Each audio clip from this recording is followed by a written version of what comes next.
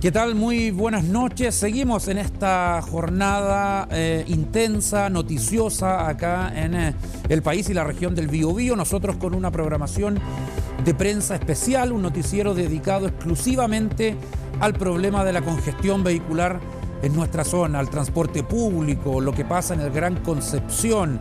Y queremos seguir ahondando en esto, en la situación que aqueja a la región del Biobío, a ciudades como Los Ángeles y en especial aquí, a nuestro alrededor, al Gran Concepción. Y acá confluye no solamente la congestión por los automovilistas particulares que han salido en una gran cantidad a las calles por el efecto pandemia, con un crecimiento del parque automotriz tremendo, una ciudad que al parecer no estaba preparada, y a ello le sumamos el transporte público, que yo no sé si decirlo está en crisis, pero sí está viviendo un momento complejo, con falta de choferes, con recorridos que ya no pasan a cierta hora de la noche, que no son inclusivos y que se están quedando en el pasado. Un ejemplo, todavía se paga con el dinero en la mano del chofer. Algo impensado para la que se dice es la segunda ciudad más importante de Chile. ¿Qué pasa con los proyectos a largo plazo? Que están ahí, uno los ve en carpeta, uno ve las proyecciones en 3D, pero parece que avanzan a paso de tortuga. ¿O qué sucede con las medidas a corto plazo? ¿Cuáles son? ¿Cuáles son las claves? ¿La restricción vehicular? ¿Será algo que ayude o es una medida populista, no estudiada? Bueno, de todo eso y más vamos a hablar hoy con dos invitados que ya están en nuestro estudio. Mabel Alarcón, doctora en urbanismo y académica de la Universidad de Concepción. ¿Cómo le va, Mabel? Bienvenida. Muy bien, muchas gracias. Saludamos también a don Óscar Ferrell, jefe de la División de Infraestructura y Transporte, del Gobierno Regional. Ahí está. Iba a decir unidad, pero es... División, perfecto, de Infraestructura y Transporte del GORE. Vaya qué área está comandando don Óscar Ferrell, pero yo sé que seguramente nos tiene mucho que contar. Así es. Parto por usted, don Óscar. ¿Cómo están enfrentando este problema de la congestión en el Gobierno Regional? Primero buenas noches a ti, Francisco, a todos los televidentes. Es un problema complejo, tú tocaste algo del diagnóstico, creo que aquí claramente hay algo que salta a la vista, que es el centralismo. Nosotros vemos que las inversiones que hay en la capital respecto del Gran Concepción distan mucho. Se han anunciado líneas de metro sin parar en Santiago ya hace mucho tiempo, con un costo elevadísimo. Y sin embargo, tal como señalabas tú en tu introducción, nosotros no tenemos buses que nos permitan, por ejemplo, tener accesibilidad universal, algo tan básico.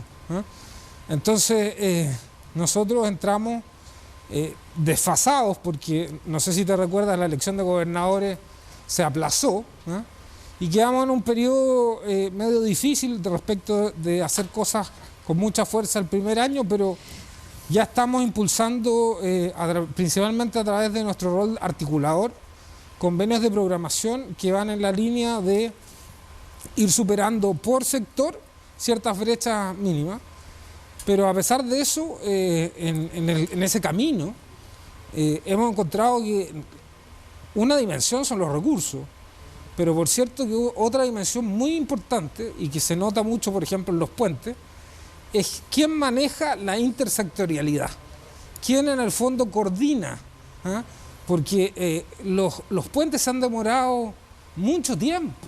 Nosotros venimos haciendo puentes hace mucho tiempo, entonces la gente tiene en su memoria el puente Yacolén y se acuerda cuánto se demoró en construirse el Yacolén y sabe ahora cuánto se han demorado en construirse los nuevos puentes. Ni siquiera conectamos con Chacabuco. Es que aquí hay un mundo de temas, y muchos de esos temas son no asociados al financiamiento que ha estado, sino que a la falta de coordinación. Y por eso que el centralismo es clave, porque si uno ve, el Ministerio de Transporte aquí, en la región, no tiene edificio propio, por ejemplo. Tiene 3 distintas dependencias. Entonces, así es muy difícil pensar y hacerse cargo de la segunda ciudad del país. Sí, voy de inmediato con usted, pero quiero escuchar también el panorama en general que ve con este problema Mabel Alarcón. Si coincide con Óscar, con la introducción que dimos, o incluso podría ser peor bajo su mirada. Sí, Francisco, muchas gracias. Mira, en general hay una coincidencia desde el punto de vista del urbanismo, de la urbanística, ¿no? Que es toda esta área que tiene que ver con la planificación y el desarrollo de las ciudades, que el tema del transporte es un tema clave para el desarrollo de los sistemas urbanos.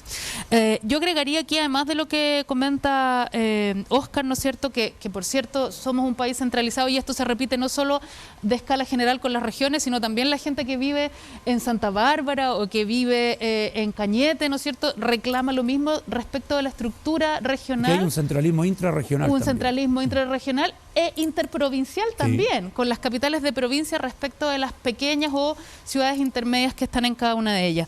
Y yo algo que creo que es fundamental discutir, por cierto, asociado al tema del transporte, y lo hemos dicho también en otras oportunidades que nos han consultado, tiene que ver con empezar a discutir sobre el tamaño y la forma de nuestras ciudades. En las ciudades de menor tamaño es más fácil movilizarse porque las distancias son menores. Nosotros hemos desarrollado un modelo de ciudad extensivo, en donde hoy día cubrimos grandes kilómetros entre Tomé, por ejemplo, o Dichato, incluso, que podría ser la zona urbana más al norte, hasta Lota, ¿no es cierto?, Arauco, etcétera. Entonces, tenemos que pensar junto con esta problemática cómo hacemos ciudades que sean más abordables desde el punto de vista del transporte y de la movilidad. Ahí hay un tema que nos parece fundamental. Y por cierto, la intersectorialidad es clave, porque finalmente los ciudadanos, no es que no les interese quién lo resuelva, pero a las personas, a los habitantes les interesa que los problemas se resuelvan y que sí, el Estado y los servicios públicos se pongan de acuerdo para resolver esos problemas. Ahora, lo ideal sería que ese rol articulador recayera, por ejemplo, en el gobernador regional, ya que estamos hablando en estos días de traspaso de competencias. Bueno, efectivamente nosotros queremos absorber más problemas, y no es porque tengamos poco trabajo, es porque en el fondo vemos que todos los días la gente está molesta, la gente, incluso mucha gente está, yo siento desesperanza en la gente.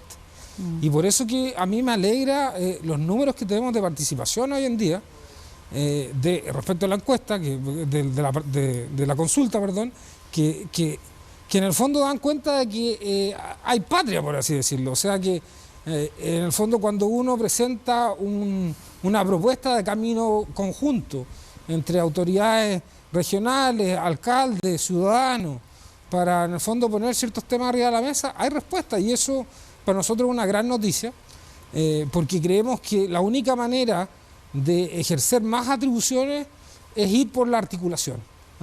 Nosotros principalmente, ¿qué es lo que hacemos? Planificamos y financiamos proyectos. Esos son los giros básicos del gobierno regional.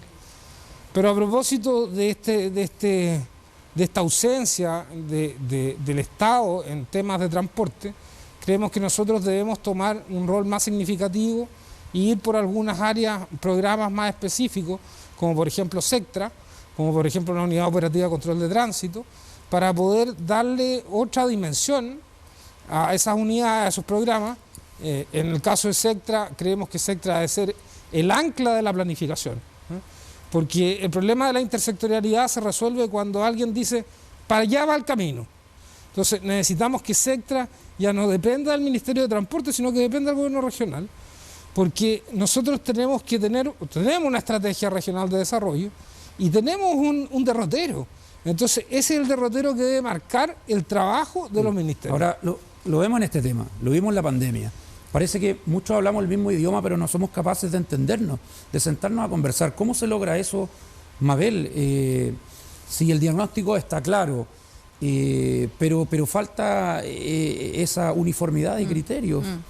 Mira, nosotros ¿Tiene que ver con reformas políticas, con cultura? Sí, yo creo que son varias dimensiones. Primero, evidentemente, hay que hacer un cambio cultural en términos de entender lo mismo que comenta Óscar, ¿no es cierto?, que estas políticas públicas son responsabilidad de su diseño y de su ejecución de los entes públicos, por eso se llaman políticas públicas, pero también de los ciudadanos y de todos los actores que conviven en un territorio. O sea, tiene que tener participación ciudadana. Por supuesto, hoy día no hay ningún... Y eso no existía hasta hace un par de años. No hay ningún instrumento hoy día de planificación territorial, partiendo por la Estrategia Regional de Desarrollo que comenta Óscar, hasta los planes reguladores comunales, los PLADECO, etcétera, que no incluya la participación. Y cada vez esto va a ir en crecimiento, cada vez la participación va a tener que ser mayor, más profunda, más permanente, etcétera. etcétera. Y no es vinculante. ¿Usted cree que tiene que llegar a esa meta? Tiene que ser vinculante. En algún momento ser vinculante. Tiene que ser vinculante. Nosotros hoy día, además, como Universidad de Concepción, estamos colaborando con el gobierno regional en la actualización y ajuste de la estrategia regional. Y una de las cuestiones que hemos visto es que hay algunas problemáticas a nivel, digamos, del proceso y del territorio que se mantienen, y hay problemáticas nuevas. Hoy día, por ejemplo, no solamente es la discusión de la cobertura del transporte, en este caso particular, sino también la seguridad en el transporte, ¿no es cierto? Incluso el enfoque de género, el enfoque de interseccionalidad, lo que tiene que ver con que todas las personas puedan usar el transporte de manera, digamos, en igualdad de oportunidades, que no ocurre, sabemos hoy día, con los adultos mayores, con las personas que tienen dificultades de movilidad, etcétera. Por lo tanto, estos instrumentos van a ir avanzando cada vez más hacia mayores y profundos grados de participación. ¿Cuánto puede aportar la academia también? ¿Sabes por qué te lo pregunto? Porque en esta misma mesa estuvo Ricardo Barra del EULA, junto con otra profesora muy experta en el tema urbanístico justamente, y ellos estaban sorprendidos porque por primera vez los invitaron a una exposición del plano regulador, de toda esta discusión, de las observaciones que hizo Contraloría al plano regulador. Entonces, nos están invitando, qué bueno que nos escuchen, pero diciendo como que, oye, es algo que nunca nos había pasado. Y pasa que generalmente no ocurre, pero ustedes tienen mucho que aportar. ¿Falta ahí también? Mira, nosotros llevamos desde la Facultad de Arquitectura, Urbanismo y Geografía bastantes años, yo diría, colaborando, digamos, estrechamente con, en este caso particular, con el gobierno regional, pero también con los gobiernos locales. Y hay entonces un bagaje, un cierto conocimiento acumulado, porque tenemos además profesionales de distintas áreas, habemos arquitectos, hay biólogos, geógrafos, etcétera, ingenieros. Ya, pero falta quizás un poco más. Sí, yo creo que siempre, o sea, nunca es suficiente. ¿Por qué? Porque además las problemáticas, Francisco, van cambiando. Las necesidades que tenían las comunidades urbanas, y no solamente urbanas, las comunidades rurales también, hace 15 años no son las mismas necesidades que hoy. Entonces, la academia hace un esfuerzo también que yo creo que es valorable, en el sentido de ir ampliando sus rangos de colaboración y de acción. Y mira, hay una cuestión importante cuando tú decías qué ejemplos o qué alternativas tenemos. A nosotros nos ha tocado estudiar casos de modelos extranjeros, ¿no? Particularmente el modelo español, el modelo catalán, y en general las ciudades, desde las ciudades medias hacia arriba, todas tienen hoy día planes de movilidad.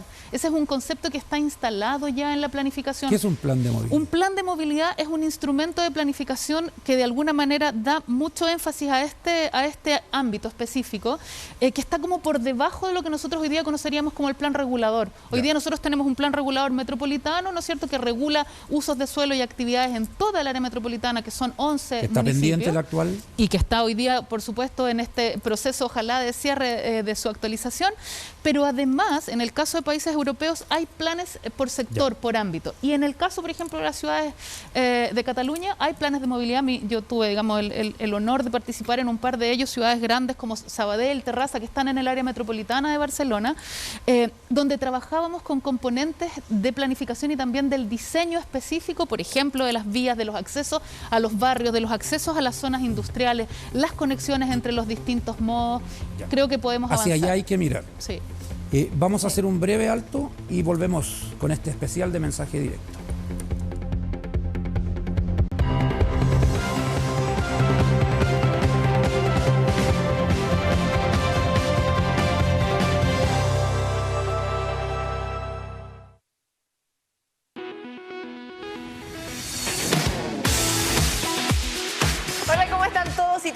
Bienvenidos a un nuevo capítulo acá en la Comunidad del Contenido, como siempre por las pantallas de TVU.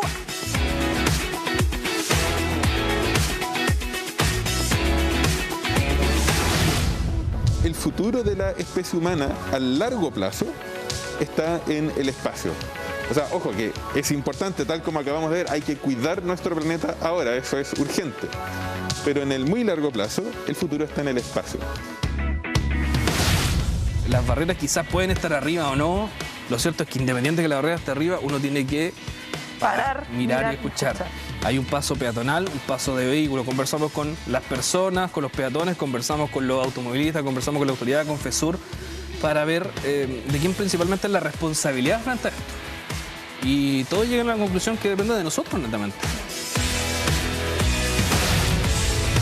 El tema es cómo se distribuye esa precipitación durante la noche, porque cuando hablamos de 34 milímetros, la mayor parte de esa precipitación la tuvimos entre horas aproximadamente. Sí. Desde las 4 de la mañana hasta las 7 aproximadamente.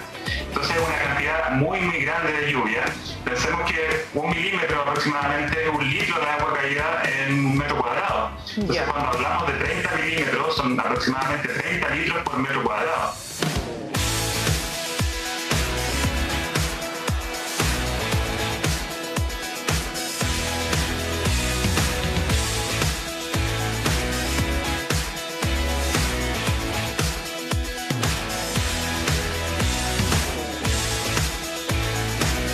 Nos vemos desde lunes a viernes a las 14 horas por las pantallas de TVU.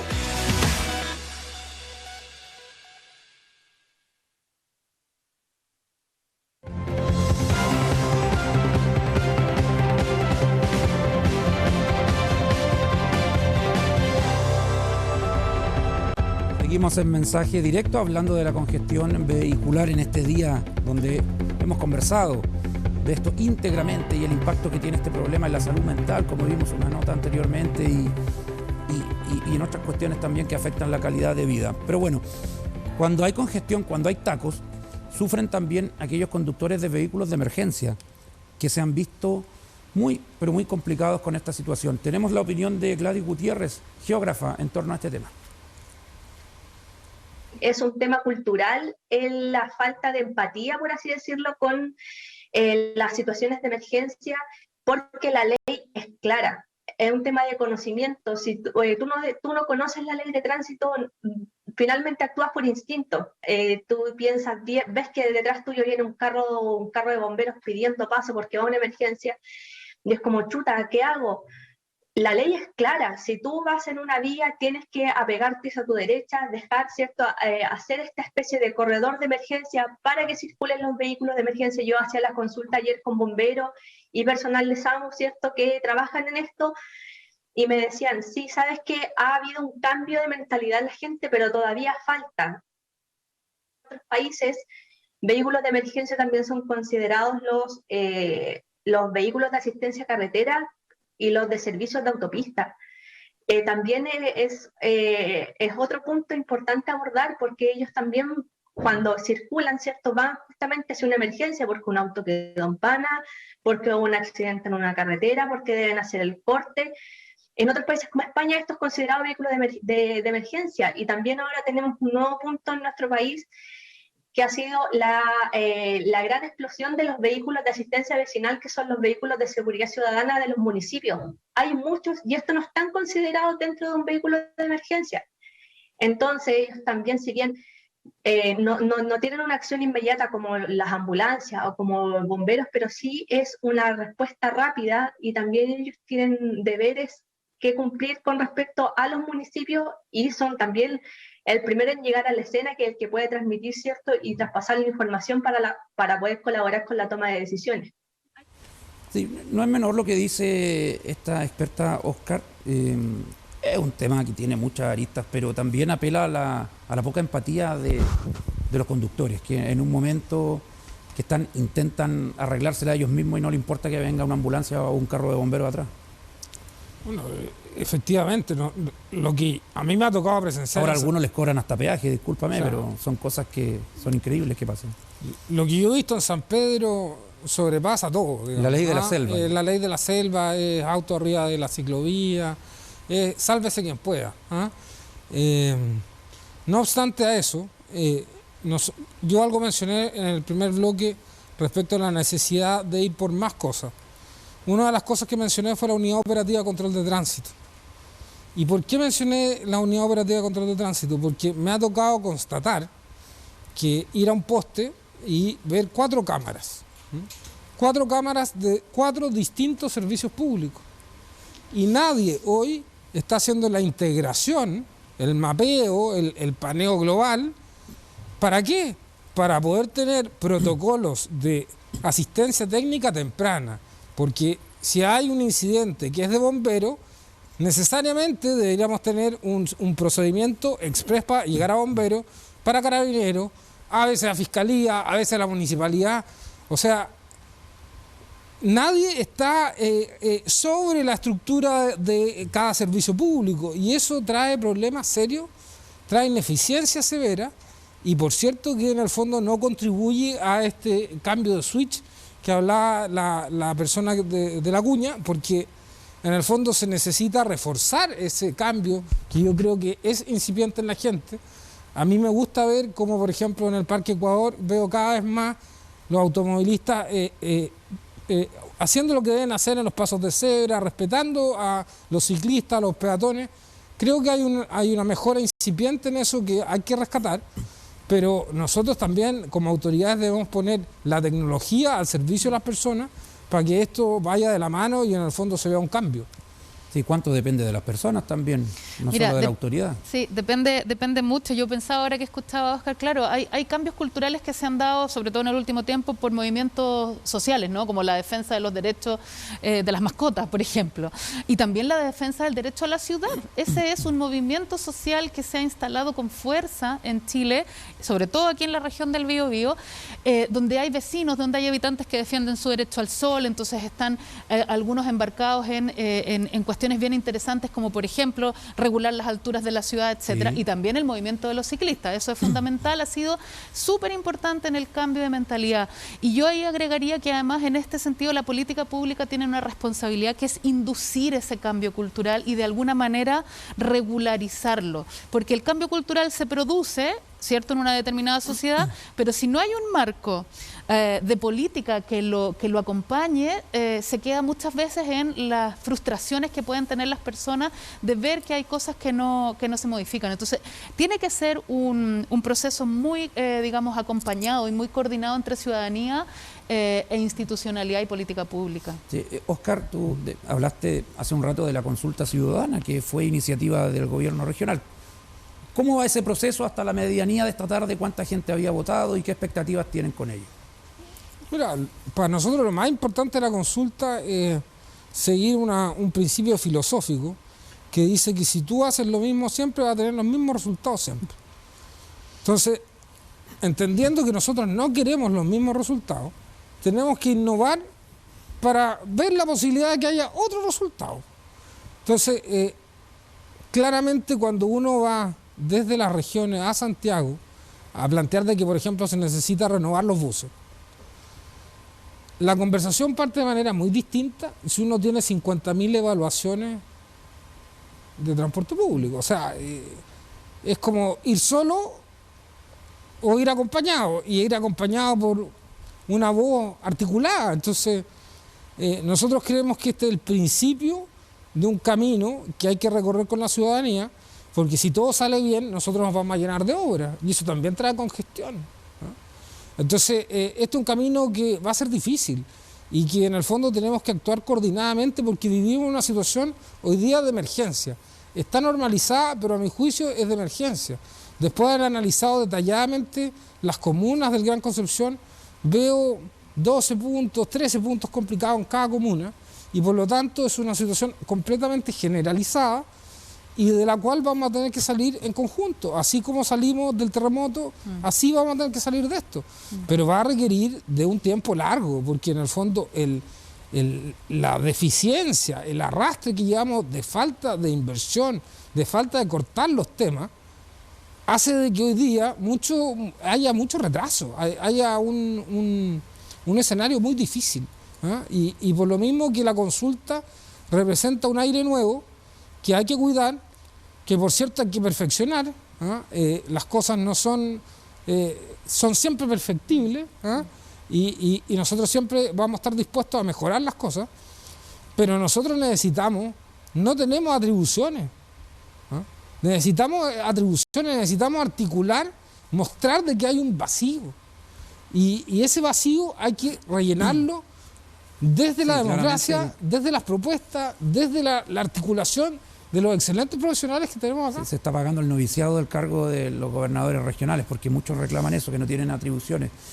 No sé si lo mencionaste o no lo escuché. ¿Cuánta gente ha votado a Prox? Mira, nosotros creemos que querían llegar a 60.000, ¿o no? ¿Cómo nosotros hablamos de 50.000, y creemos que vamos a superar eso. ¿Y se cierra mañana? Se cierra mañana a las 12. Aprovecho de invitarlos www.decidebiobio.cl. Sí, hemos sido parte de la difusión también. Una ciudad, Mabel, que tiene un transporte malo. Se crea mala fama, espanta al turista, una mala imagen. Sí, mira, inciden varias cosas.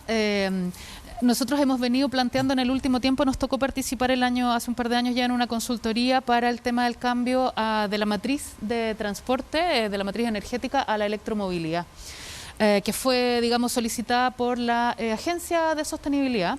Y hicimos un catastro de 232 terminales y depósitos de buses en todo Chile.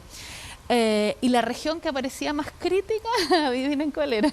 Nosotros. La región del Biobío, que fue súper llamativa, porque es una de las regiones que tiene un sistema complejo de transporte con muchísima, digamos... es la región que lidera en vías segregadas, por ejemplo. Sí, sí. Para el transporte público, algo que ha sido admirado. Claro, claro. De hecho, de lo bueno que hay. Sí, sí, sí, ¿no? Y confederaciones, por ejemplo, de empresarios del transporte bien organizadas, etcétera, etcétera. Sin embargo, mostró algunas cuestiones críticas que tenían que ver, por ejemplo, con la localización de los terminales, con cobertura, con frecuencia, con cuestiones que no estaban resueltas a nivel del planeamiento, por ejemplo, la propiedad de muchos de estos terrenos. Pudimos avanzar ahí en un panorama global y proponíamos iniciar un piloto de electromovilidad con la región del Biobío. Con el presidente Piñera prometió buses eléctricos y todavía no llega. Sí, finalmente la ganó otra región, no la ganó la región del Biobío, pero creo que ahí entregamos unos antecedentes bien interesantes, no solo para mirar la realidad regional, sino que comparar esto a nivel del país. Y lo que tú mencionas, Francisco, claro, una ciudad que tiene un mal sistema de transporte genera desafectación de parte de sus ciudadanos hacia el sistema. Nosotros hoy día tenemos en Chile una de tantas, digamos, problemáticas, sobre todo instaladas en los sectores que tienen la posibilidad de movilizarse en vehículo propio, de muy mala percepción respecto del transporte, de que el transporte es inseguro, no solamente en términos de velocidad a la que los choferes manejan, digamos, los microbuses, en términos de delincuencia, en términos de trato también hay una mala percepción. En términos sanitarios hay una mala percepción respecto de cómo se da la dinámica de convivencia entre los choferes y los usuarios del transporte. E incluso en algún minuto nosotros proponíamos, y creo que es algo que si alguien está disponible, el gobierno regional o la Seremia a conversarlo, una suerte de plan regional de certificación de choferes del transporte público, porque si bien es cierto, nosotros funcionamos en el Gran Concepción a través del modelo de concesiones de las vías, ¿no es cierto?, y de los recorridos, los choferes son personas que prestan un servicio público crítico. Si tú hoy día no tienes la posibilidad de movilizarte en vehículo desde donde vives hacia donde trabajas, eso representa un servicio crítico. Entonces, creemos que podría ser una iniciativa interesante, sí, obviamente a mediano plazo. Suena interesante, nos quedan poquitos minutos, pero sí. En Chamo queremos tocar con Oscar también lo del transporte público. ¿Cómo es posible que una ciudad como Concepción o el Gran Concepción tenga todavía microbuses que no son inclusivos, que no tienen cobrador automático, que nada asegura la frecuencia? ¿Qué pasa con eso? ¿Cómo puede colaborar en apurar un poco la cosa el gobierno regional? Bueno, ayer leí haciendo presión justamente con esta encuesta, por ejemplo, consulta. Por cierto que esta consulta es una respuesta. Es una respuesta a haber tocado muchas puertas y no haber encontrado una respuesta integral.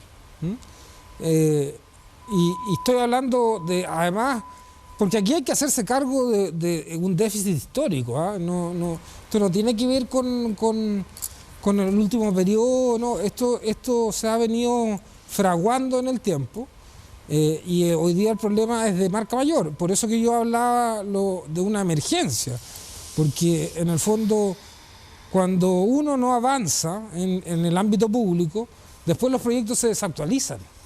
Y cuando se desactualizan, uno tiene que empezar a recorrer el camino de tortuga con el cual empezaste tú en tu intervención, de nuevo. Entonces, las micros, llevamos 20 años con las mismas micros. Entonces, cambiar eso, obviamente que debe ser un imperativo, porque... Es que, Oscar, ¿tú crees que existen presiones? Porque acá también han estado representantes de los choferes que dicen, el alcalde, el gobernador... invitan solamente a los dueños de los buses, a nosotros no nos consideran. Y pasa que no tenemos contrato alguno, tenemos que andar corriendo, nos descuentan 500.000 pesos si llegamos atrasados, el corte del boleto. ¿Qué pasa? Hay una intención de la gobernación regional de reunirse con todos los actores y no solamente con aquellos que tienen la plata, porque se dice que son ellos los que no quieren un nuevo proceso de licitación. Mira, yo ayer leía una entrevista a la Seremi y decía que los GPS no se podía ocupar los datos de los GPS. Yo decía, como tierra de nadie. Yo decía, mira, tenemos acá la universidad, pasémonos los datos de los GPS, hagamos cruces, mejoremos los semáforos, optimicemos todos, datos abiertos. O sea, hay un montón de cosas que se pueden hacer. A lo mejor faltaba voluntad, gestión. Yo creo que el tema no hay que achacárselo a nada. Yo creo que de verdad hay que ir hacia la solución. Estamos en una situación tan de emergencia que creo que hay que dar un paso hacia adelante, y por eso que la consulta es clave, para que podamos articular una voz rotunda de que efectivamente está en una situación de emergencia y que hay que tomar medidas excepcionales. Sí, como la que proponen ustedes, que es una restricción vehicular acotada, transitoria, y que nos gustaría tocar en extenso, pero ya no podemos, Mabel, lamentablemente, porque se nos acabó el tiempo. Mabel Alarcón, doctora en urbanismo, docente de la UDEC, gracias por venir. Muchas gracias, Francisco. La vamos a invitar en otra ocasión. Sí, encantada. Es un gran tema. Óscar Ferrer, muchas gracias por venir. Jefe de Infraestructura y Transporte del Gobierno Regional. Gracias a ustedes también. Estamos terminando una extensa jornada que partió muy temprano con la cuenta pública del presidente Gabriel Boric, que siguió después con la comunidad del contenido, con el noticiero especial que tuvimos dedicado a la congestión, que tuvimos ahí el hashtag Caos Vial, Gran Concepción, cadena presidencial de por medio, y ahora terminamos con este mensaje directo siempre en el tema de la congestión que nos ocupó durante toda esta jornada. Muchas gracias y hasta mañana.